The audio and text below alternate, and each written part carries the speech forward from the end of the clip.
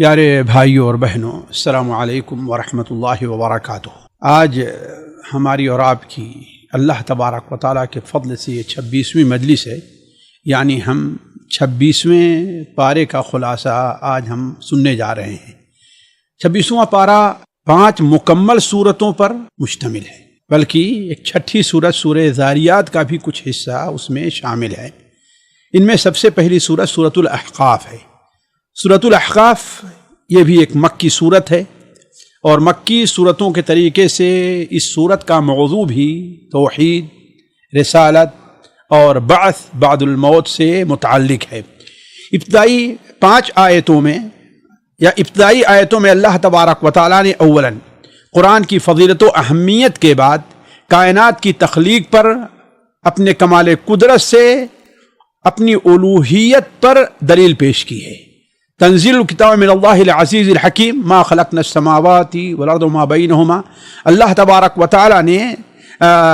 اس کے اوپر دلیل رکھی ہے۔ فرمایا کہ اس واضح دلیل کے باوجود بھی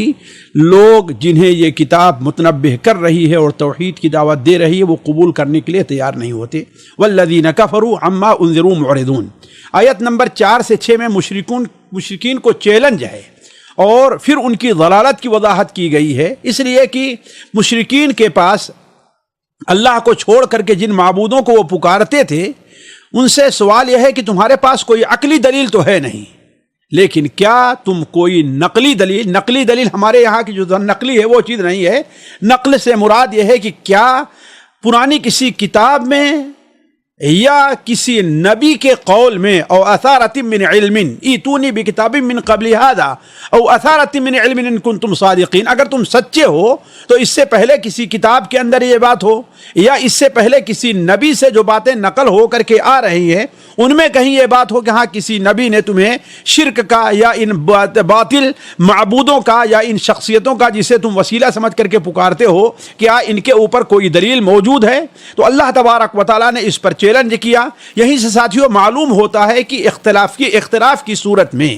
کسی بھی مسئلے میں فیصلہ کرنے کے لیے 2 ہی چیز ہو سکتی ہے۔ ایک چیز تو اللہ تعالیٰ کی کتاب ہوگی، اور دوسرے معتبر علم جو نبیوں کا ہے یا نبیوں کے سچے پیروکاروں کا ہے، وہی دلیل بن سکتا ہے، باقی اور کوئی چیز دلیل نہیں بن سکتی۔ یعنی واقعات اور قصے جو پیش کیے جاتے ہیں یہ کوئی دلیل نہیں بن سکتی۔ آیت نمبر 7 سے 12 تک قرآن کی صداقت کا بیان ہے، اور ان سے متعلق مشرکین کے جو شبہات تھے، جو آزار تھے، وہ ایمان کیوں نہیں لاتے، جو عذر پیش کرتے تھے، اللہ تبارک و تعالیٰ نے ان کا ذکر کر کے اس کی تردید کی ہے۔ مثال کے طور پر کبھی وہ کہتے کہ یہ جادو ہے، کبھی کہتے ہیں کہ محمد صلی اللہ علیہ وسلم کا منگڑت کلام ہے، ام یقولون افترا، اور کبھی یہ کہتے کہ یہ تو ہمارے جیسے ایک بشر ہیں، ہم ان کے اوپر ایمان کیسے لے آئیں۔ اللہ تبارک و تعالیٰ نے ان میں سے ہر ایک کا جواب دیا اور کہا کہ تمہارا یہ الگ الگ اعتراض اس بات کی دلیل ہے کہ تم محمد صلی اللہ علیہ وسلم کی تکذیب کے بارے میں شبہے میں ہو۔ کوئی کہتا ہے جادو ہے، کوئی کہتا ہے یہ کتاب اپنی طرف سے گڑھ لی ہے، ظاہر بات دونوں کے اندر تضاد ہے، کوئی کہتا ہے یہ شاعر ہے، ظاہر بات ہے ہر ایک میں تضاد ہے۔ تو اس کا مطلب یہ ہے کہ تم خود اس سلسلے میں متردد ہو، تمہارا کلام قابل قبول نہیں ہے۔ اسی طریقے سے اگر یہ کہا جائے کہ ہاں محمد صلی اللہ علیہ وسلم نے یہ کلام اپنی طرف سے گڑھا ہے، تو یہ بتاؤ یہ اتنا بڑا عذاب ہے کہ اللہ تبارک و تعالیٰ، اتنا بڑا گناہ ہے کہ اللہ تعالیٰ کے عذاب کو دعوت دینا ہے۔ اور جہاں تک بشر ہونے کا تعلق ہے، اللہ تبارک و تعالیٰ نے اپنے نبی کی زبان پر فرمایا کہ جا کر کہہ دو کل ما کنت بدعا من الرسل وما ادری ما یفعل بی ولا بکم، آپ کہہ دیے کہ میں کوئی انوکھا رسول نہیں ہوں، یعنی اس دنیا میں کوئی ایسا نہیں کہ میں ہی ایک رسول آیا ہوں، جو بشر تھے باقی دوسرے رسول کیا تھے، وہ فرشتے تھے، ایسا نہیں ہے۔ اما کنت بدعا من الرسل، میں کوئی انوکھا رسول نہیں ہوں، اور میرے پاس ایسا بھی کوئی علم نہیں ہے کہ میں تمہیں غیب کی بات بتلاؤں۔ اللہ کل حال آیت نمبر 10 میں کافروں کو توبیخ کی گئی ہے کہ تم ایمان نہیں لاتے تو نہ لاؤ، کیا تمہارے لیے یہ کافی نہیں ہے کہ بعد بنی اسرائیل اس کے اوپر ایمان لے آ رہے ہیں، جیسا کہ بہت سے یہودی ایمان لے آئے۔ مکے کے اندر جو ورقہ ابن نوفل تھے وہ خود ایمان لانے کے لیے تیار ہوئے تھے، وشہد شاہد من بنی اسرائیل۔ آیت نمبر 12 میں ان مومنین کے لیے تسلی ہے جن سے متعلق کافر کہتے تھے کہ اگر یہ باحق پر ہیں، وقال الذين كفروا الذين امنوا لو كان خيرا ما سبقونا اليه وان لم یتدوا فسيقول هذا افک قدیم، یعنی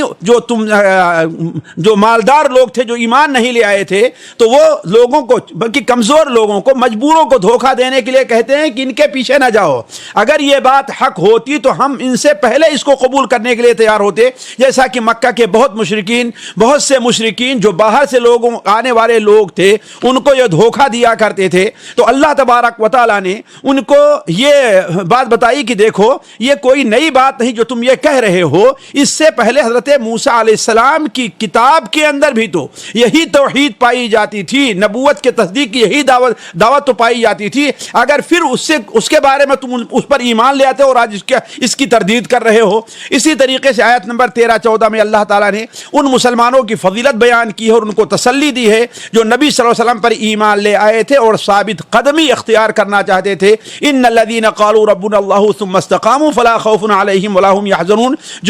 جن لوگوں نے کہا کہ میرا رب اللہ ہے اور پھر اس کے اوپر ثابت قدم رہ گئے تو فلا خوف عليهم ولا هم يحزنون، ان کے اوپر نہ کوئی خوف ہے اور نہ وہ غمگین ہوں گے یعنی آخرت میں، اور اولئک الذین، یہی وہ لوگ ہیں جنہیں اللہ تبارک و تعالیٰ ان کے عمل کا پورا بدلہ دے گا۔ آیت نمبر 15 سے 19 تک ساتھیوں یہ آیتیں پڑھنے اور اس پر تدبر کرنے کے لائق ہیں۔ اللہ تبارک و تعالیٰ نے ان آیتوں میں انسان کی دو قسم بیان کی ہے، یا کسی کے اولاد کی دو قسم بیان کی ہے۔ ایک وہ انسان جو ہدایت یافتہ ہوتا ہے، اپنے والدین کا مطیع اور فرما بردار ہوتا ہے، اور دوسرا وہ انسان جو فاسق اور فاجر ہوتا ہے، آخرت پر ایمان نہیں لے آتا اور اپنے والدین اگر جو اس کے مومن والدین ہیں ان کی بھی ناشکری کرتا ہے، ان کے راستے کے اوپر نہیں چلتا۔ تو جو حقیقتاً مومن ہے وہ والدین کے ساتھ حسن سلوک کی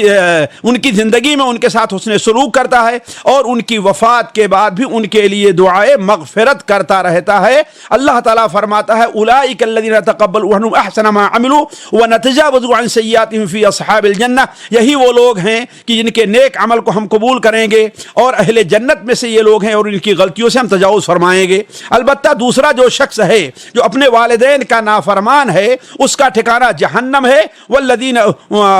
والذی قال لوالدی اف لکما، جس نے کہا کہ اف ہے تم کیسی بات کر رہے ہو، کہتے ہو قیامت آئے گی، حالانکہ اس سے پہلے لوگ گئے اور چلے گئے ہیں، کسی نے اس بات کو قبول نہیں کیا تو ہمیں مجبور کر رہے ہو قبول کرنے کے لیے۔ تو اللہ تبارک و تعالیٰ بیان فرماتا ہے کہ یہ وہی لوگ ہیں گمراہ جن کے اوپر اللہ تبارک و تعالیٰ کا فیصلہ ہو چکا ہے۔ یہاں پر رک کر کے ایک بات میں اور آپ سے واضح کر دوں کہ یہ آیت جو 15 نمبر آیت ہے وصینا الانسان بوالدیہ احسانا حملت امہ کرہا ووضعتہ کرہا وحملہ وفصالہ 30 شہرا، یہ آیت آخر تک پہنچے تو اس سے کچھ فقہی مسائل مستنبط ہوتے ہیں، میں اس کی طرف اشارہ کرنا چاہتا ہوں۔ پہلی بات یہ ہے کہ اللہ تبارک و تعالیٰ نے اولاً کہا والدین کے ساتھ حسن سلوک، لیکن پھر اس کے بعد ماں کا خصوصی ذکر فرمایا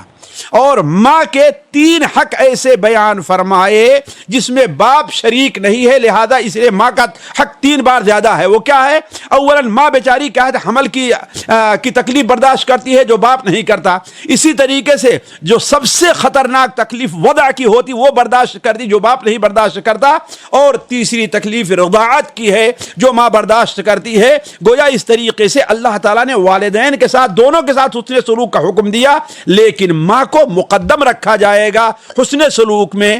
خاص طور پر خدمت کرنے میں، اس کو راضی کرنے میں اس کو مقدم رکھا جائے گا۔ دوسری چیز اللہ تبارک و تعالیٰ نے اس آیت کے اندر حمل کی اور رضاعت کی مدت بیان کر دی ہے۔ اس پر غور کرنا چاہیے۔ آج بہت سے اختلافات میاں بیوی کے خاندانوں میں اسی لیے ہو جایا کرتے ہیں کہ اس کے اوپر توجہ نہیں دیتے ہیں، اور اس پر جو آثار مترتب ہو رہے ہیں لوگ اس پر بھی توجہ نہیں دیتے۔ حمل کی مدت کیا ہے؟ اللہ تعالیٰ نے 6 مہینے رکھی ہے، اور رضاعت کی عقل مدت کتنی ہے؟ 2 سال رکھی ہے۔ یعنی اگر کسی عورت کی رخصتی ہوئی، شوہر سے اپنی ملی، اس کے 6 مہینے پورے ہونے کے بعد اگر بچہ پیدا ہوتا ہے تو اسی شوہر کا مانا جائے گا۔ اگر شوہر انکار کرتا ہے تو یہ کوئی معمولی چیز نہیں ہے، یا تو گواہی پیش کرے، دلیل پیش کرے، اگر دلیل نہیں پیش کرتا ہے تو وہ لعان کے لیے کھڑا ہو جائے، گویا اللہ تعالیٰ کی لعنت کو اپنے اوپر دعوت دے رہا ہے۔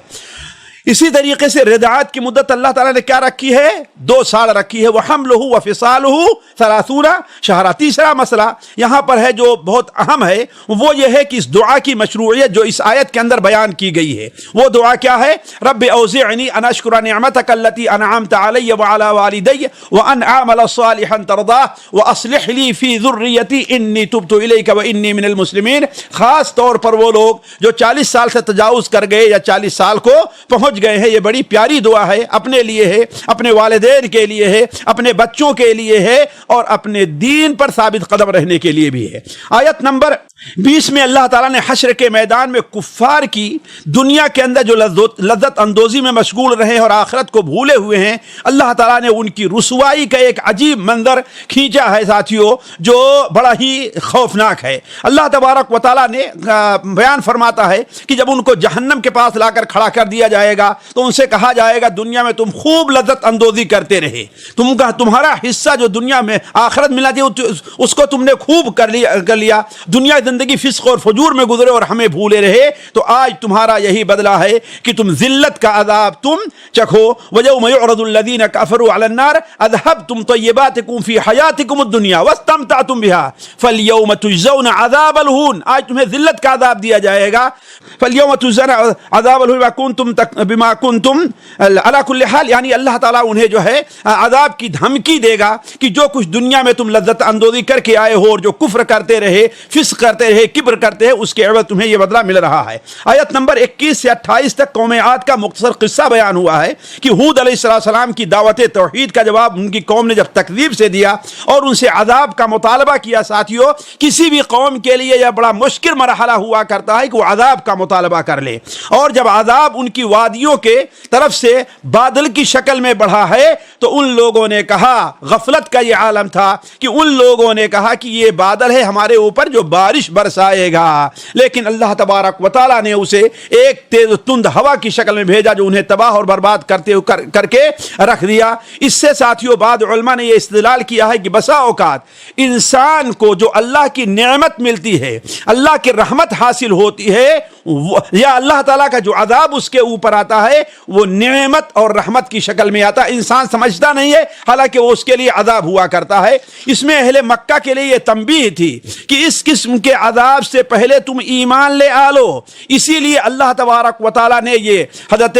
ہود علیہ السلام کا واقعہ ذکر کرنے کے بعد بیان فرمایا، اہل مکہ کو خطاب کیا، وَلَقَدْ مَكَّنَّاهُمْ فِي مَا إِن مَّكَّنَّاكُمْ فِيهِ. انہیں ہم نے زمین کے اندر وہ قوت، وہ سلطنت عطا کی تھی جو تم کو عطا ہم نے نہیں کی تھی. وَجَعَلْنَا لَهُمْ سَمْعًا وَأَبْصَارًا وَأَفْئِدَةً. اور یہ نہ سمجھو کہ وہ لوگ بیوقوف اور پاگل تھے، ہم نے انہیں کان بھی دیے تھے، آنکھ بھی اور دل بھی دیا تھا، لیکن یہ ساری چیزیں ان کے کام نہیں آ سکی. کیوں؟ اِذْ كَانُوا يَجْحَدُونَ بِآيَاتِ اللَّهِ. اس لیے کہ وہ اللہ تعالیٰ کی آیات کا انکار کرتے تھے. فَحَاقَ بِهِم مَّا كَانُوا بِهِ يَسْتَهْزِئُونَ. آیت نمبر 29 سے 32 تک جنوں کے ایک گروپ کے مسلمان ہونے کا ذکر ہے، اور ایسا لگتا ہے کہ یہ گروپ یا تو یہود میں سے تھا جنوں کا، یا یہ کہ ان کے سامنے حضرت موسیٰ علیہ السلام کی تعلیمات رہی ہوگی، اس لیے کہ انہوں نے ایک بار نبی کریم صلی اللہ علیہ وسلم کے کلام کو سنا. کہا جاتا ہے کہ آپ صلی اللہ علیہ وسلم جب طائف سے واپس آ رہے تھے اور وادی نخلا میں تھے، وہاں پر قیام فرمائے اور فجر کی نماز آپ صلی اللہ علیہ وسلم نے پڑھائی، تو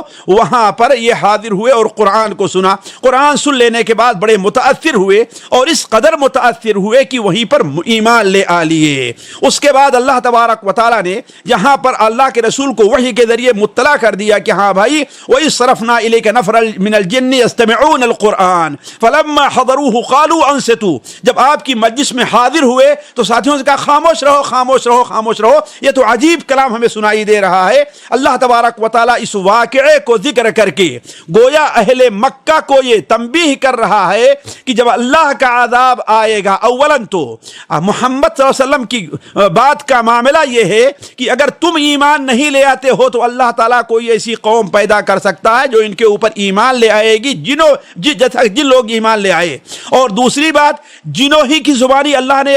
فرمایا کہ وَمَن لَا يُجِبْ دَاعِيَ اللَّهِ. اس لیے کہ جب اپنی قوم میں گئے تو کہا یا قومنا اجیبوا داعی اللہ، اے میری قوم کے لوگوں اللہ تعالیٰ کے داعی یعنی محمد صلی اللہ علیہ وسلم کی اتباع کر لو، ان پر ایمان لے آلو، اس لیے کہ قبل اس کے تمہارے اوپر عذاب آ جائے، اور جو اللہ تبارک و تعالیٰ کے داعی کی بات نہیں مانے گا فلیس بمعجز فی الارض، زمین میں وہ عاجز نہیں کر سکتا ہے، نہ بھاگ کر کہیں جا پائے گا، ولیس لہ من دونہ اولیاء، اور نہ اس کا کہیں کوئی مددگار ہوگا، اولئک فی ضلال مبین، یہی بہت بڑی گمراہی ہوگی۔ تو گویا اہل مکہ کو یہ تنبیہ دینی ہے۔ آیت نمبر 33 اور 34 میں آخرت پر ایمان کے بارے میں زور دیا گیا ہے کہ وہ اللہ قادر جو زمین اور آسمان کو پیدا کر سکتا ہے، اور یہ کوئی ولم یعی بخلقہن، اس کی پیدائش اسے کوئی تھکا نہیں سکی، مجبور نہیں کر سکی، وہ عاجز نہیں کر سکی، وہ دوبارہ انسانوں کو پیدا کرنے کے اوپر قادر ہے۔ آخری آیت میں اللہ تعالیٰ نبی صلی اللہ علیہ وسلم کو دیگر انبیاء کا اسوہ اختیار کرتے ہوئے اللہ تعالیٰ نے ان کو صبر کی تلقین عطا فرمائی،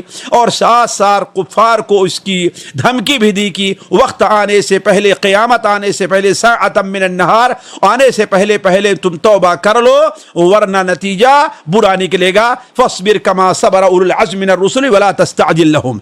اس پارے کی دوسری آیت ساتھیوں سورہ محمد ہے، جسے سورہ قتال کہتے ہیں۔ یہ سورت مدنی ہے اور مدینہ منورہ کے بالکل ابتدائی دور، بلکہ ایسا لگتا ہے کہ مدینہ منورہ کے ابتدائی دور میں غزوہ بدر اور غزوہ احد کے بعد جو حادثات پیش آئے ہیں اس وقت نازل ہوئی، بلکہ اس سورت کی ایک آیت ہے جسے کہا جاتا ہے کہ وہ سفری آیت ہے، یعنی جس میں اللہ تعالیٰ نے اپنے نبی کے بارے میں کہا ہے کہ جس قوم جو گاؤں کے لوگ آپ کو اپنی بستی سے نکال رہے ہیں، آگے آئے گا وہ آیت ہے،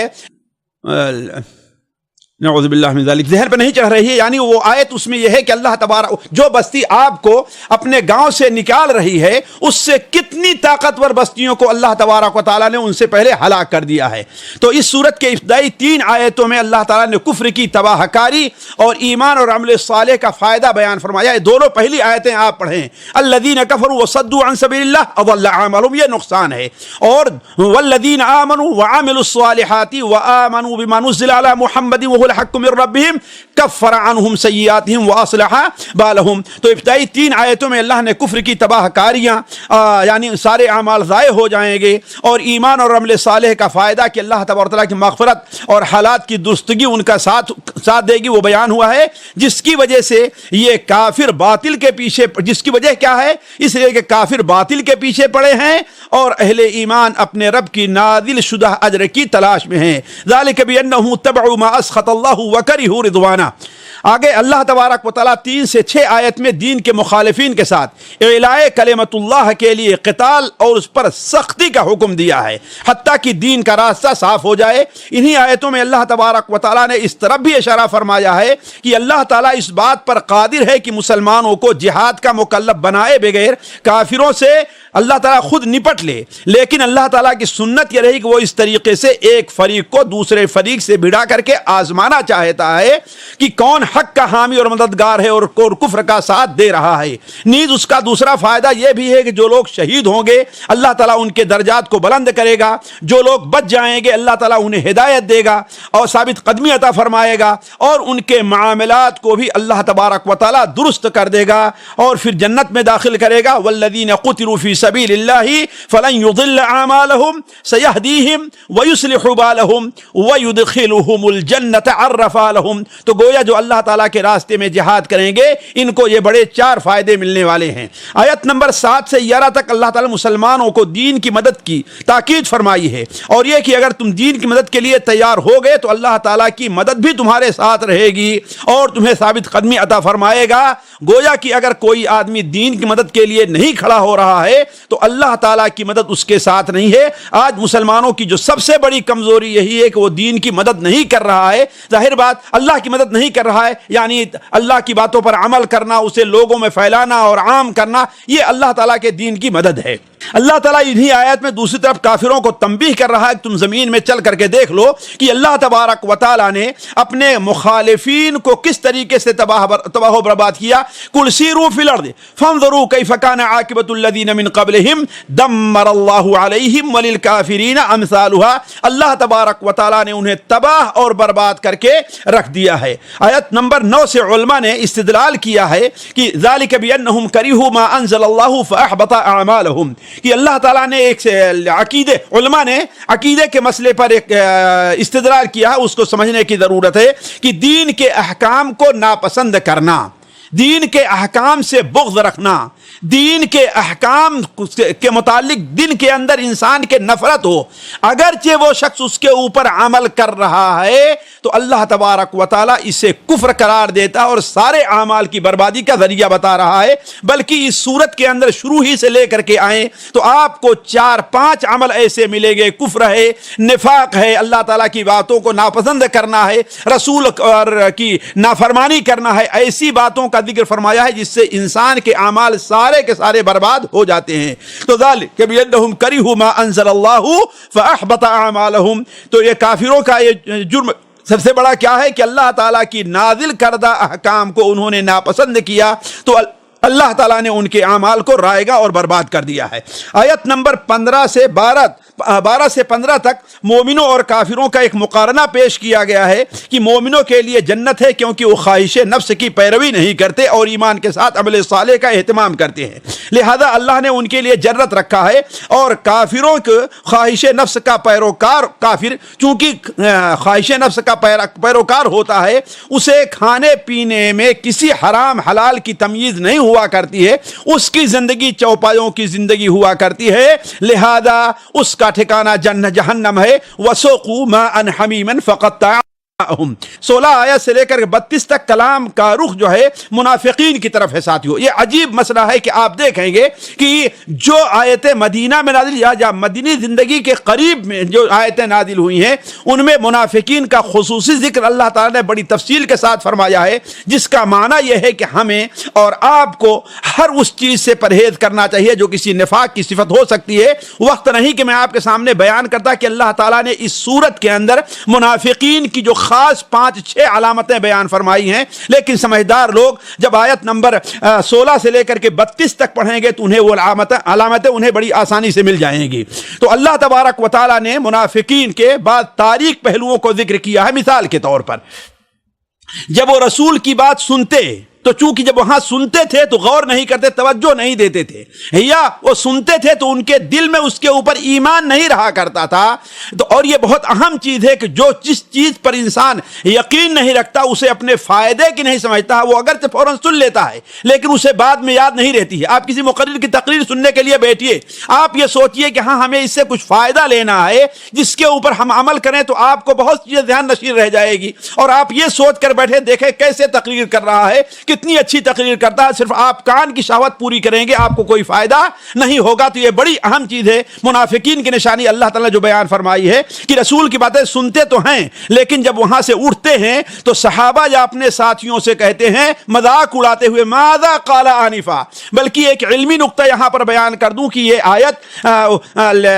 ومنهم من يستمع اليك حتى اذا خرجوا من عندك قالوا للذين اوتوا العلم ماذا قال آنفا، یعنی جب آپ کے پاس سے اٹھتے ہیں تو اہل علم یعنی صحابہ سے کہتے ہیں ماذا قال آنفا، ابھی کیا بات کہی۔ اس سے علماء نے استدلال کیا ہے کہ کوئی منافق سے حدیث میں کوئی حدیث مروی نہیں ہے۔ کیوں؟ اس لیے کہ منافق اللہ کے رسول کی باتوں کو یاد نہیں رکھ پایا کرتے تھے، تھوڑی دیر اٹھنے کے بعد ہی ان کی کیفیت ہوا کرتی تھی، جائے کہ بعد میں ان کی کیا کیفیت رہی ہوگی۔ تو یہ بڑا اہم نقطہ ہے، اہل علم اس کو نوٹ کر لیں۔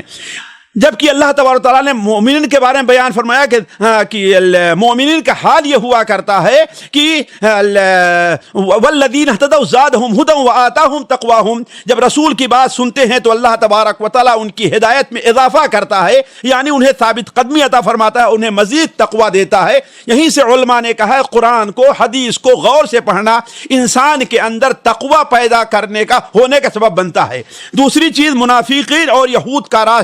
رابطہ یہاں پر ذکر کیا۔ عموماً جہاں منافقین کا ذکر ہوتا ہے وہاں یہود کا بھی ذکر ہوتا ہے، اس لیے کہ جو منافق ہوتا ہے اس کی تال میل جو ہوا کرتی ہے مسلمانوں سے زیادہ دوسری جماعت کے لوگوں سے ہوا کرتی ہے۔ اسی لیے اللہ تعالیٰ بیان فرماتا ہے ذالک بانہم قالوا الذین کرہوا ما نزل اللہ، یہ منافقین قالوا الذین کرہوا ان لوگوں سے کہا جو اللہ تعالیٰ کی نازل ہوئی آیات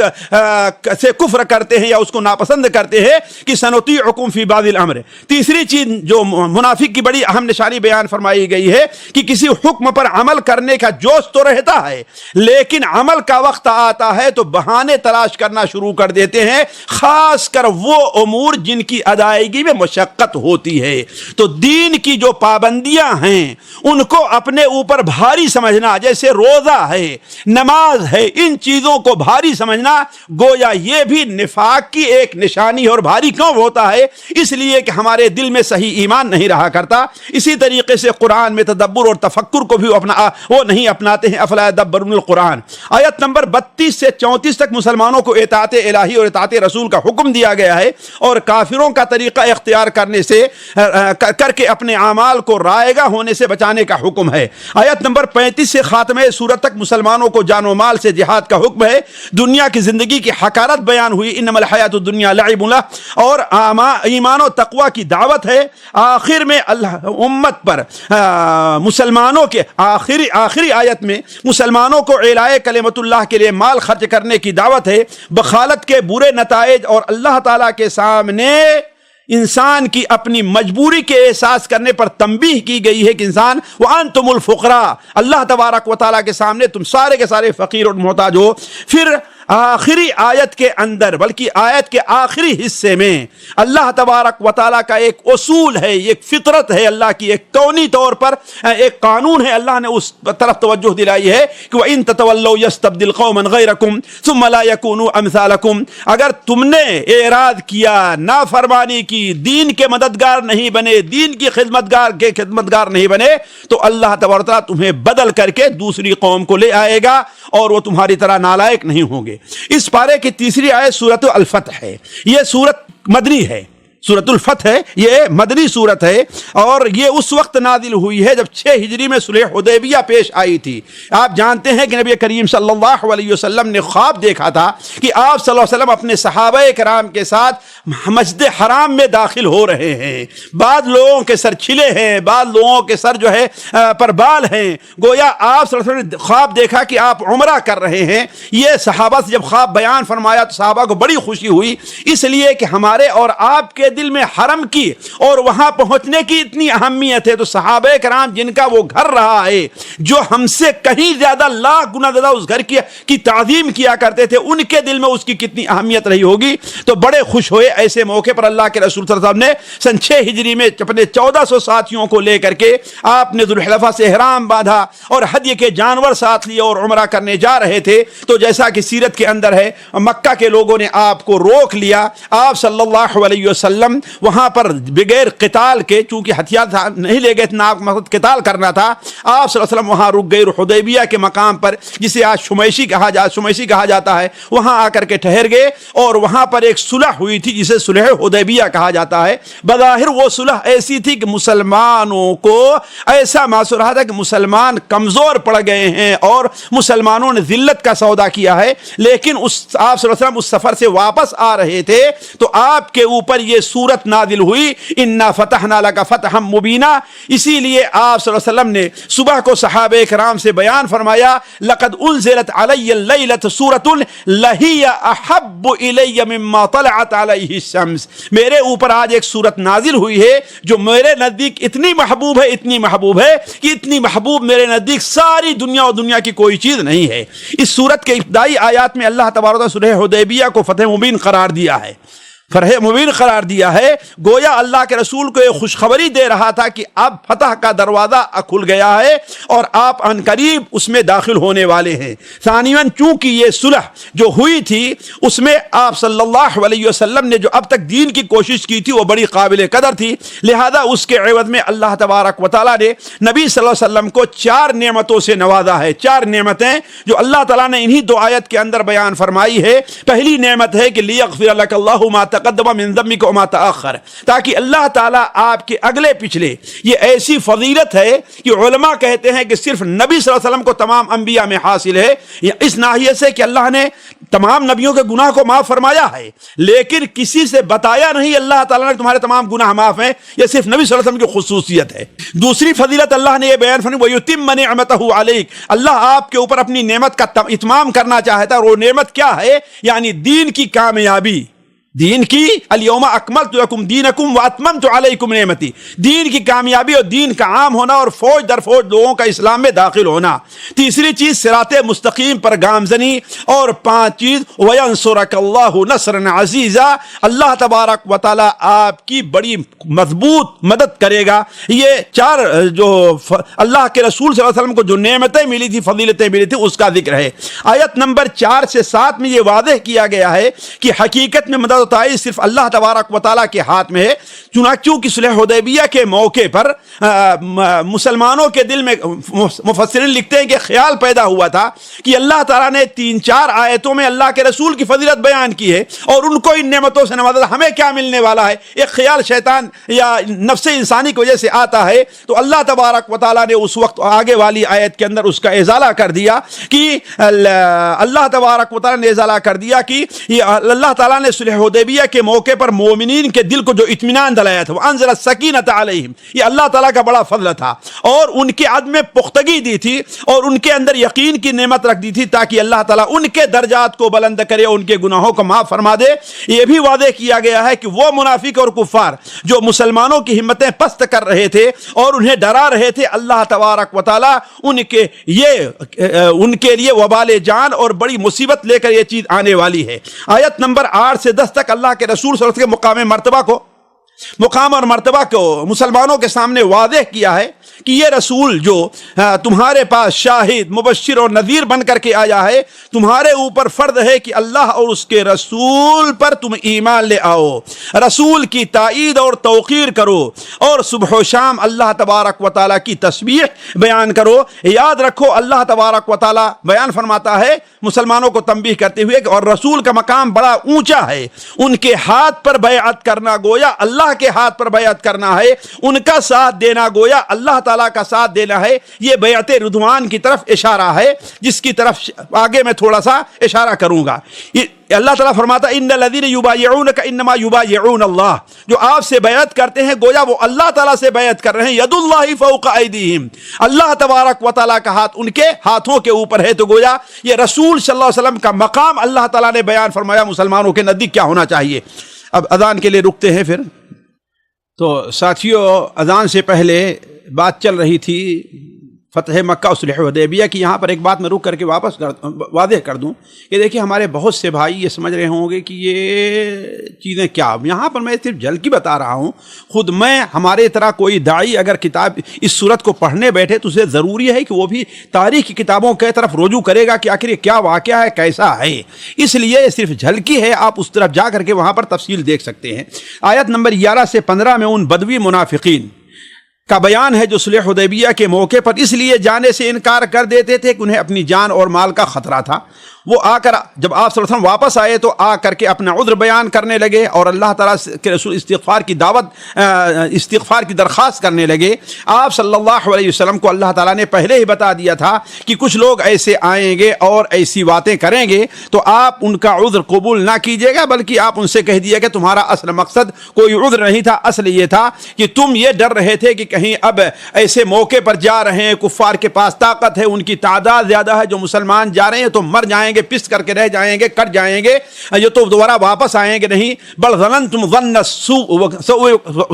وکنتم قوما بورا، تم اللہ تعالیٰ کے بارے میں برا گمان رکھ رہے تھے، اسی لیے یہ کفر ہے اور کافروں کے لیے اللہ تعالیٰ نے آگ تیار کر رکھی۔ ومن لم یؤمن باللہ ورسولہ فإنا اعتدنا للکافرین سعیرا۔ آیت نمبر 16 میں ان منافقین کو ایک توبہ کا ایک موقع دیا جا رہا ہے کہ ابھی ایک اور موقع باقی ہے، تم وہاں پر نہیں گئے اور اسی جرم کی بنیاد پر تمہیں غزوہ خیبر میں بھی شریک ہونے سے روک دیا گیا ہے، لیکن ابھی ایک موقع اور آزمائش کا آئے گا۔ شاید یہ اشارہ غزوہ تبوک کی طرف ہو، وہاں پر دیکھا جائے گا تم اپنے امتحان میں کامیاب ہوتے ہو، اللہ اور اس کے رسول کی اطاعت کرتے ہو، یا پہلی بار کی طرح بہانہ بنا کر کے پیچھے رہ جاتے ہو۔ اگر تم نے دوبارہ بھی ایسا کیا تو یاد رکھو اللہ تعالیٰ تمہیں دردناک عذاب دے گا۔ ہاں البتہ جو لوگ معذور ہیں 17 نمبر آیت میں اللہ تبارک و تعالیٰ نے کہا جو بیمار ہیں، لولے ہیں، لگڑے ہیں، اگر وہ پیچھے رہ جاتے ہیں تو ان کے اوپر کوئی گناہ نہیں، کیوں؟ اس لیے کہ عذر کی وجہ سے رکے ہوئے ہیں۔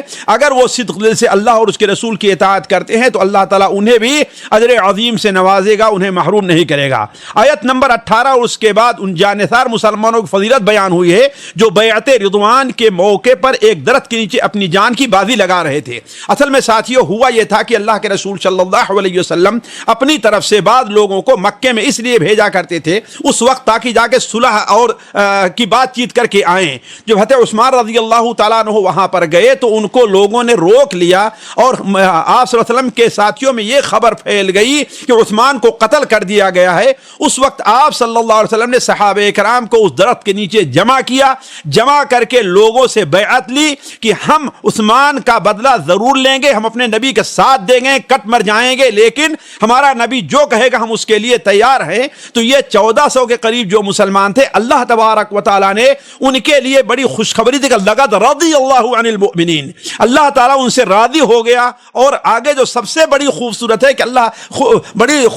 ان کی جو صفائی بیان کی گئی ہے، جو ان کی فضیلت بیان کی گئی ہے کہ اللہ تعالیٰ ان کے دل کے حالات کو جان وعلم ما فی قلوبہم، تو گویا یہ ان صحابہ کی جو غزوہ صلح حدیبیہ کے موقع پر موجود تھے اللہ تعالیٰ کی طرف سے تزکیہ ہے۔ اس سے شیعوں کے اوپر بہت بڑا تھپڑ لگتا ہے جو کہتے ہیں صحابہ کرام کے بارے میں کہ نعوذ باللہ من ذالک وہ مرتد ہو گئے تھے۔ تو اللہ تبارک و تعالیٰ نے انہیں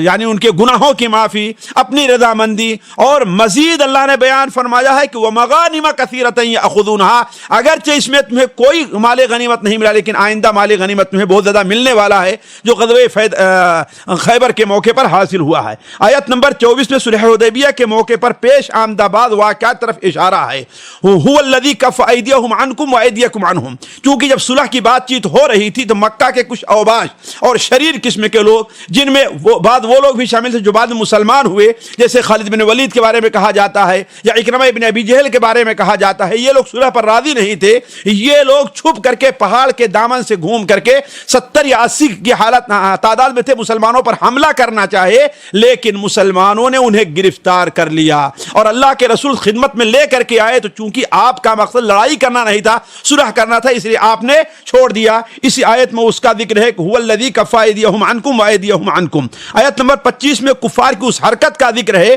کہ جب مسلمانوں کو حرم میں داخلے سے وہ روک رہے تھے، جبکہ حرم کے اندر داخلے میں کسی کے اوپر کوئی پابندی نہیں تھی، لیکن صرف اس جرم کے ہاں مسلمان ہیں انہیں روکا جا رہا تھا۔ اس موقع پر اللہ تعالیٰ بیان فرماتا ہے کہ مسلمانوں کو جنگ سے روکا کیوں؟ اس کی وجہ یہ تھی کہ مکے میں کچھ کمزور مسلمان تھے، کچھ جو تھے مسلمان اپنے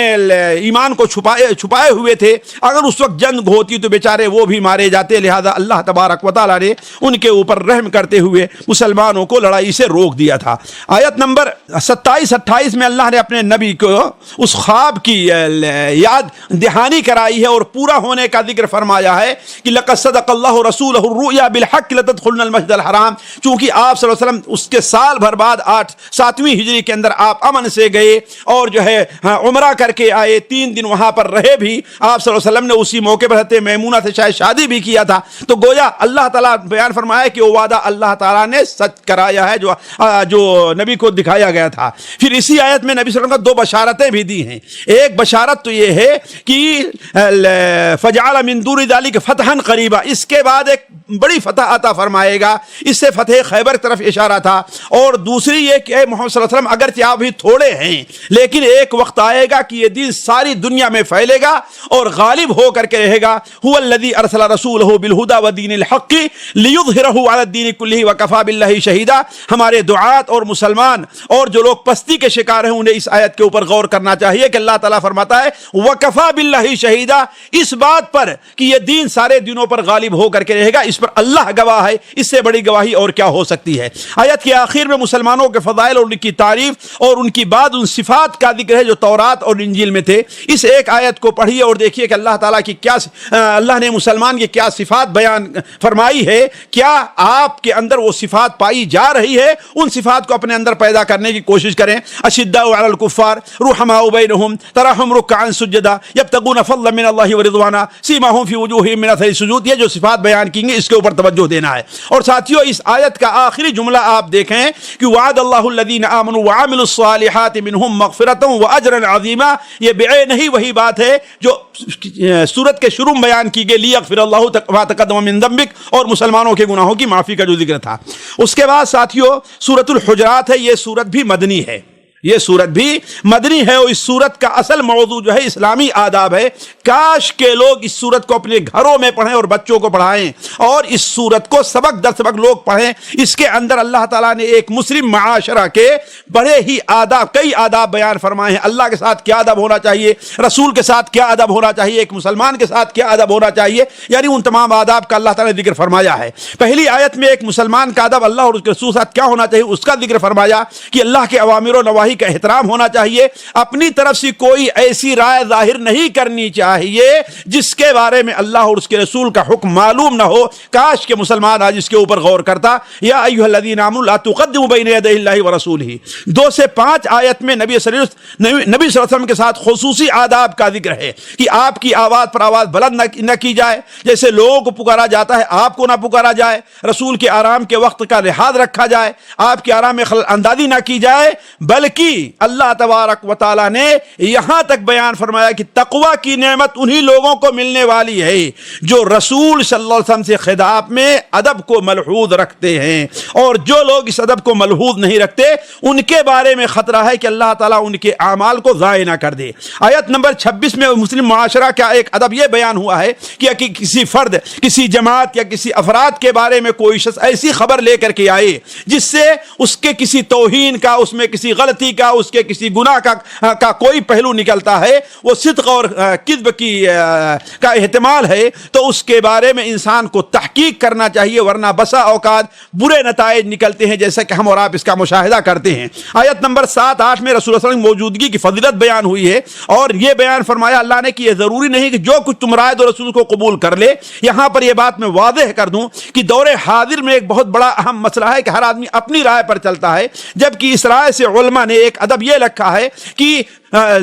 کتاب اور سنت کا جو حکم ہو اس کے اوپر اولا اپنی رائے فرض نہ کی جائے، وہ انسان کے لیے بہتر ہی ہوگی، ایک چیز۔ دوسری چیز، اہل علم اگر کوئی رائے پیش کرتے ہیں تو عام لوگوں کو اس کے سامنے اپنی رائے کو قربان کرنا چاہیے، ورنہ مشکلات اور پریشانی میں پڑ جائیں گے، اور یہ چیز عام طور پر دیکھنے میں آ رہی ہے۔ اسی طریقے سے اللہ نے بیان فرمایا جن لوگوں کے دل میں پورے ایمان سے محبت ہو ان پر اللہ تعالیٰ کا فضل ہے، لہذا اگر کوئی شخص دین سے، دینی مجلس سے، دینی امور سے، دینی کتابوں سے محبت رکھتا ہے تو اس کا مطلب ہے کہ اللہ تعالیٰ اس کے اوپر فضل ہے۔ اور اگر کسی شخص کو دینی مجلس سے محبت نہیں ہے، گناہوں کے مجلس سے محبت ہے، کسی شخص کو دینی مجلس سے نفرت ہے، اور فسق اور فواحش کی جو مجلس ہے اس سے محبت ہے، تو اس کا مطلب ہے کہ اس کے دل کے اندر ایمان نہیں بلکہ کفر پل رہا ہے۔ آیت نمبر 9 10 کے اندر اسلامی بھائی چارگی کی اہمیت اور اس کا حکم بیان کیا گیا ہے۔ یہاں تک کہا گیا ہے کہ کسی دو مسلمان کا آپس میں، جماعت کا ہے، افراد کا ہے، اگر آپس میں لڑائی ہو جائے تو مسلمان جماعت پر، افراد پر واجب ہے کہ ان کے درمیان صلح کرائے۔ انما المؤمنون اخوة فاصلحوا بین اخویکم۔ آیت نمبر 11 سے 13 تک ان امور سے روکا گیا ہے جو دو بھائیوں کے دلوں میں نفرت ڈالتے ہیں، دو بھائیوں کو باہم لڑاتے ہیں اور مسلم معاشرے کے اندر فساد کا سبب بنتے ہیں، جیسے کسی کا مذاق اڑانا ہے، غیبت کرنا ہے، چغلی کرنا ہے، برے القاب سے یاد کرنا ہے، بدزنی رکھنا ہے، ایک دوسرے پر فخر کرنا ہے، خاندانی بڑائی، خاندانی برتری کو ہوا دینا ہے۔ یہ ساری چیزیں جو ہوتی ہیں انسان کے اس اسلامی معاشرے میں فساد کا سبب بنتی ہیں۔ آیت نمبر 12 سے آخر تک کلام کا رخ اہل بادیہ کی طرف ہے جو یہ سمجھتے تھے کہ ایمان صرف زبان سے دعوے کا نام ہے۔ ان کا یہ خیال تھا کہ اگر وہ مسلمان ہوتے ہیں تو اللہ اور اس کے رسول کے اوپر احسان جتلا رہے ہیں، تو اگر کوئی دین کا کام کرتا ہے، دین کی خدمت کرتا ہے، دین کے لیے کسی عالم کی مدد کرتا ہے، دینی مجلس میں حاضر ہوتا ہے، تو یہ اپنے اوپر احسان کر رہا ہے، نہ کہ اس عالم کے اوپر، اس مجلس کے اوپر احسان کر رہا ہے۔ حالانکہ ہم میں سے بہت سے لوگوں کو یہی تصور رہا کرتا ہے کہ ہم اگر فلاں صاحب کی دعوت پر کسی مجلس میں حاضر ہوتے ہیں تو گویا ہم ان کے اوپر احسان کر رہے ہیں۔ آخری آیت پر اس سورت کا خاتمہ ہے کہ اللہ تعالیٰ کی، یعنی گویا اللہ تعالیٰ کی عظمت کے اوپر ان اللہ یعلم غیب السماوات والارض واللہ بصیر بما تعملون. تو گویا جس طریقے سے عظمت اللہ تعالیٰ کی اہمیت اور عظمت پر سورت کی ابتدا ہوئی تھی, اسی پر آ کر کے یہ سورت ختم بھی ہو رہی ہے. اس پارے کی 5ویں سورت ہمارے خیال سے ہے یا 5ویں سورت سورۃ القاف ہے. یہ سورت بھی مکی ہے. اس سورت کا بنیادی موضوع عقیدے آخرت کا اثبات ہے. یہ بنیادی چیز ہے. البتہ رسالت وغیرہ کے بھی مضامین درمیان میں اختصار کے ساتھ آئے ہیں. اس سورت کی اہمیت نبی کریم صلی اللہ علیہ وسلم زندگی میں بہت زیادہ تھی, جیسا کہ آپ لوگ جانتے ہیں کہ آپ صلی اللہ علیہ وسلم عید کے دن اس سورت کی تلاوت فرمایا کرتے تھے. اور ایک روایت صحیح مسلم میں ہے کہ آپ ہر جمعے کے خطبے میں آپ اس کا اہتمام کیا کرتے تھے. تو قرآن سورہ قاف کی یہ خصوصی فضیلت وارد ہے. ابتدائی 5 آیتوں میں قرآن مجید کی قسم کھا کر کے اللہ تبارک و تعالیٰ نبی صلی اللہ علیہ وسلم کی نبوت کا اثبات کر رہا ہے. قاف والقرآن المجید, قسم ہے قرآن مجید کی کہ آپ اللہ تعالیٰ کے نبی ہیں. اس کے بعد اللہ تبارک و تعالیٰ نے نبی کریم صلی اللہ علیہ وسلم کی نبوت کے بارے میں اور آخرت کے بارے میں کافروں کو جو تعجب تھا, اللہ تبارک و تعالیٰ نے ان کا رد کیا ہے. مثال کے طور پر بل عجیبوا ان جاءهم منذر فقال الكافرون هذا شیء عجیب, یہ اس کا جواب دیتے ہوئے اللہ تعالیٰ بیان فرماتا ہے کہ اللہ تبارک و تعالیٰ نے اس سے پہلے بھی رسول بھیجے ہیں اور وہ رسول جو ہے اس دنیا میں آ کر کے اپنا دین کا کام کر کے گئے ہیں. یہ کوئی دوسرا عجیب یعنی کوئی ایسا نبی نہیں ہے کہ اس سے پہلے کوئی دوسرا نبی نہ آیا ہو. اور دوسرے تعجب کا جواب کی اذا متنا وكنا ترابا ذلك رجع بعید, اگر ہم مر گئے اور مٹی میں گل گئے. لوگوں کو تعجب تھا کہ زمین بالکل برابر ہو جاتی ہے, کوئی قسم کا نشان باقی نہیں رہتا, تو ہمیں جمع کیسے کیا جائے گا. تو اللہ تعالیٰ نے اس کا جواب دیا ان الفاظ میں قد علمنا ما تنقص الارض منهم وعندنا کتاب حفیظ. ہم یہ جانتے ہیں کہ زمین ان میں سے کتنے لوگوں کو مار رہی ہے, کتنے لوگ ختم ہو رہے ہیں, کتنے لوگ جا رہے ہیں, اور یہ ساری چیزیں ہمارے پاس حفیظ کے اندر کتاب کے اندر محفوظ ہے. آیت نمبر 16 سے 11 تک اللہ تعالیٰ نے کائنات اور اس عالم کے محسوسات کی طرف اہل مکہ کی توجہ دلائی ہے, جسے ہر عالم ہر جاہل آسانی سے سمجھ سکتا ہے کہ اگر ان نشانیوں پر غور کر لو تو اللہ کی قدرت اور دوبارہ زندہ کرنے پر اس کی طاقت کا تمہیں اندازہ ہو جائے گا. مثال کے طور پر آسمان ہے, اس کی بناوٹ میں استحکام اور خوبصورتی ہے. زمین ہے, افلم ينظروا الى السماء فوقهم كيف بنيناها, اللہ تعالیٰ بیان فرماتا ہے. اس کے زمین ہے, اس کے اوپر پہاڑ ہے, اور اس کی سبزہ زاریاں ہیں, بارش نازل ہوتی ہے, اس سے قسم قسم کے درخت اگتے ہیں, گلے اگتے ہیں, کھیت اگتے ہیں. والنخل باسقات لها طلع ندید, یعنی کھجور کے درخت آپ لوگ دیکھتے ہیں. آیا جو ذات اتنی چیزوں پر قادر ہے, کیا وہ دوبارہ پیدا کرنے پر قادر نہیں ہے؟ یہ ساری چیزوں میں جانتے ہیں کہ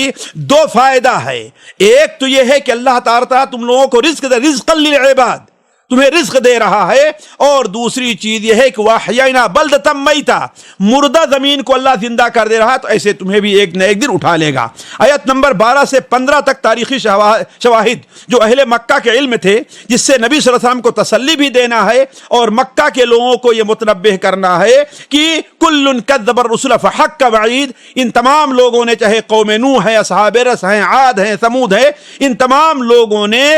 مکہ اپنے اپنے وقت کے رسولوں کو جھٹلایا ہے, تو حق کا وعید ان کے اوپر اللہ تعالیٰ کی وعید ثابت ہو گئی. تو اے اہل مکہ, اگر تم یہ کرتے ہو, تم اس رسول کی بھی پر ایمان نہیں لاتے, تمہارے اوپر بھی ساتھ بھی وہی سب کچھ ہونے والا ہے. آیت نمبر 16 سے 29 تک اللہ تبارک و تعالی علم کی قدرت, علم کی وسعت, اللہ تعالیٰ کے بندے پر اس کی نگرانی کا بیان ہے, جس سے مشرکین کو شاید یہ درس دینا تھا کہ کوئی بھی چیز اللہ تعالیٰ کے علم اور قدرت سے باہر نہیں ہے, وہ انہیں جمع کرنے پر پوری قدرت رکھتا ہے. پھر آخرت میں موت, محشر اور جنت و جہنم کے ایسے مناظر بیان کیے گئے ہیں ساتھیوں, جو دل کو دہلا دینے والے, اور شاید اسی لیے نبی کریم صلی اللہ علیہ وسلم ہر جمعہ کو پڑھ کر کے لوگوں کو یہ باتیں یاد دلایا کرتے تھے. آیت نمبر 30 سے 37 تک جہنم کے عذاب اور اس کی ہولناکی کا بیان ہوا ہے. یوم نقول لجہنم هل امتلأت وتقول هل من مزید. اس کے بعد جنت اور اس میں داخل ہونے والوں کی صفات کا بیان ہے. یہ خصوصی چیز توجہ کی ہے. اللہ فرماتا ہے وَأُزْلِفَتِ الْجَنَّةُ لِلْمُتَّقِينَ غَيْرَ بَعِيدٍ لیکن شرط کیا ہے؟ وہ متقی ہوں۔ اس کے بعد ان کی علامت کیا ہے؟ اللہ تعالیٰ بیان فرماتا ہے ھذا ما توعدون لکل اواب حفیظ من خشی الرحمن بالغیب وجاء بقلب منیب۔ گویا کہ ان کی ظاہری علامت یہ ہے، کیا ہے؟ لکل اواب حفیظ، اللہ تعالیٰ کے احکام کی حفاظت کرنے والے رہتے ہیں، حدود کی حفاظت کرنے والے رہتے ہیں، اللہ تعالیٰ طرف رجوع کرنے والے، نماز پڑھنے والے، توبہ کرنے والے، استغفار کرنے والے رہا کرتے ہیں۔ اور ان کی باطنی صفت کیا ہے؟ من خشی الرحمن، اللہ تعالیٰ سے ڈرتے ہیں، وجاء بقلب منیب، اور ان کا دل کیا ہوتا ہے؟ قلب منیب ہوتا ہے۔ آیت نمبر 36 میں قریش کو تنبیہ ہے کہ اپنی طاقت پر اتراؤ نہیں، بلکہ اللہ نے تم سے کتنی زیادہ طاقت والوں کو ہلاک کر کے دیا ہے، آج ان کا کوئی ذکر نہیں ہے۔ وَكَمْ أَهْلَكْنَا قَبْلَهُمْ مِنْ قَرْنٍ هُمْ أَشَدُّ مِنْهُمْ بَطْشًا فَنَقَّبُوا فِي الْبِلَادِ، آتے جاتے رہتے تھے، تجارت کے لیے جا رہے ہیں، سیر و سیاحت کے لیے آ جا رہے ہیں، لڑائی کے لیے آ جا رہے ہیں، لیکن فَهَلْ مِن مَحِيصٍ، ان کا کہیں آج ذکر ہے، ان کا کہیں آج نام بھی نہیں ہے۔ اسی طریقے سے اللہ تعالیٰ نے آیت نمبر 37 میں اللہ تبارک و تعالیٰ نے نصیحت کے انداز میں، نصیحت کے اللہ تبارک نے آیت نمبر 37 کے اندر اللہ تعالیٰ نے اپنی اس قدرت کا بیان فرمایا ہے۔ ہاں، نصیحت کے انداز میں اللہ تعالیٰ نے اس چیز کا ذکر کیا ہے کہ نصیحت قبول کون کرتا ہے۔ یہ چیز ساتھیوں بڑے غور کی ہے۔ بہت سے لوگ ہیں وہ آپ کے مجلس کے اندر ایک مہینے تک، ایک سال تک حاضر ہوتے رہتے ہیں، لیکن ان کے اندر کوئی تبدیلی نہیں آتی۔ کیوں؟ اس کی وجہ پر غور کریں جو اس آیت کے اندر اللہ نے بیان فرمایا ہے، ان فی ذلک لذکری،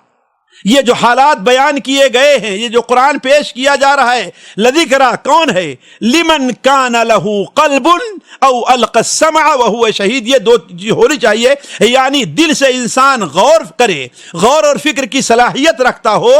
اور اپنے کان کو بھی استعمال کرے، جسے ہم اپنی زبان میں کہتے ہیں حاضر دل ہو، اور اپنے کان کو بھی لگائے رہے۔ ایسی چیزیں ہوگی تو اللہ تعالیٰ کی نصیحتیں اس کے اوپر اثر کرے گی۔ آیت نمبر 38 میں اللہ نے اللہ تعالیٰ کی اس قدرت کاملہ کا ذکر فرمایا کہ 6 دنوں میں اللہ نے آسمان اور زمین اور ساری چیزوں کو پیدا کیا، اس کے باوجود اس کی قدرت اور عظمت یہ ہے وما مسنا من لغوب، اللہ تبارک و تعالیٰ کو کوئی تھکان اور کوئی پریشانی اس میں لاحق نہیں ہوئی۔ آخر صورت میں نبی صلی اللہ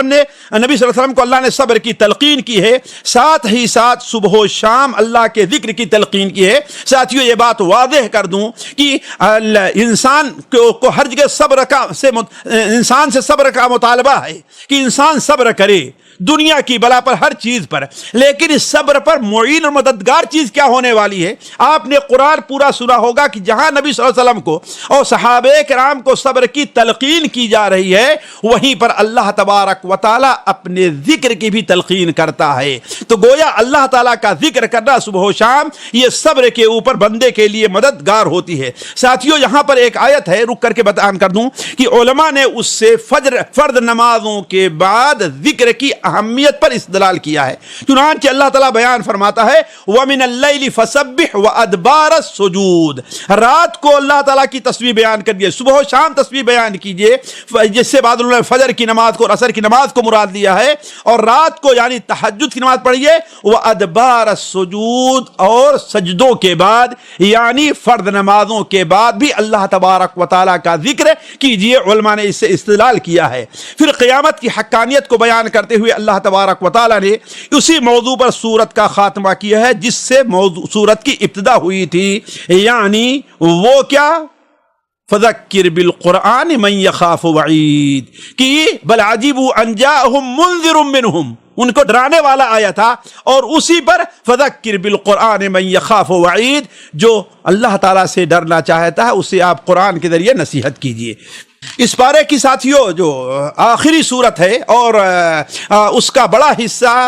کہہ دیے اگلے پارے کے اندر ہے، وہ ہے سورہ ذاریات۔ سورہ ذاریات یہ مکی صورت ہے۔ اس صورت کا موضوع عقیدہ، خاص کر عقیدہ توحید و رسالت ہے۔ ابتدائی 6 آیتوں میں اللہ نے 4 چیزوں کی قسم کھا کر قیامت کے وقوع کو بڑی تاکیدی طور پر بیان فرمایا ہے۔ اتنی تاکیدی طور پر قیامت کا وقوع کم جگہ بیان کیا گیا ہے، جیسے سورہ طور میں ہے اور یہاں پر ہے۔ اللہ تعالیٰ قسم کھاتا ہے والذاریات ذروا، ان ہواؤں کی جو بکھیرنے والی ہیں، ان بادل ہواؤں کی جو بادل فالحاملات وقرا فالجاریات یسرا فالمقسمات امرا، علماء کہتے ہیں کہ یہ ہر مختلف قسم کی ہواؤں کی ہے، یعنی ایک ہوج بادل کو بھاری لے کے جا رہی ہے، پھر وہی بادل کو ادھر ادھر تقسیم کر دیتی ہے۔ اس کی تفسیر آپ کتب تفسیر میں دیکھ سکتے ہیں۔ اللہ تعالیٰ ان 4 چیزوں کی قسم کھا کر کے لگاتار اللہ تعالیٰ بیان فرماتا انما توعدون لصادق وان الدین لواقع، جس کا وعدہ کیا جا رہا ہے وہ سچا ہے اور دین بدلے کا دن یقیناً آنے والا ہے۔ پھر اس کے بعد راہوں والے والسماء ذات الحبک، راہوں والے آسمان کی اللہ نے قسم کھائی ہے۔ کس بات پر؟ اس بات پر کہ مکہ کے لوگ اس بارے میں مختلف نظریات رکھتے ہیں، البتہ ایسا وہی لوگ کرتے ہیں جو بھٹکے ہوئے محروم اور اٹکل پچو ہانکنے والے ہیں۔ آیت نمبر 13 سے 14 ایسے لوگوں کو جہنم کی آگ میں تپائے جانے کی دھمکی دی ہے جو اس دن کے اوپر ایمان نہیں لیتے، اس کو جھٹلاتے رہتے ہیں۔ یومہم علی النار یفتنون ذوقوا فتنتکم ھذا الذی کنتم بہ تستعجلون، ہاں یہ وہ دن ہوگا جس دن تم آگ پہ تپائے جاؤ گے۔ آیت نمبر 15 سے 19 تک متقیوں کی صفات بیان ہوئی ہے، جن میں اللہ تعالیٰ نے ان متقیوں کی صفات ہے جو لوگ جنہیں اللہ تبارک جنت میں داخل کرے گا، ان کی صفات یہ بیان کی گئی: رات میں سونا کم ہے، سحری کے وقت میں استغفار کرنا ہے، اپنے مال میں غریبوں اور مسکینوں کا حصہ دینا ہے۔ آیت نمبر 20 سے 23 تک ساتھیوں لوگوں کو حضرت کی توجہ جو ہے اس طرف دلائی گئی ہے کہ اللہ کی قدرت، اس کی مالکیت اور اس کی بعث و نشر،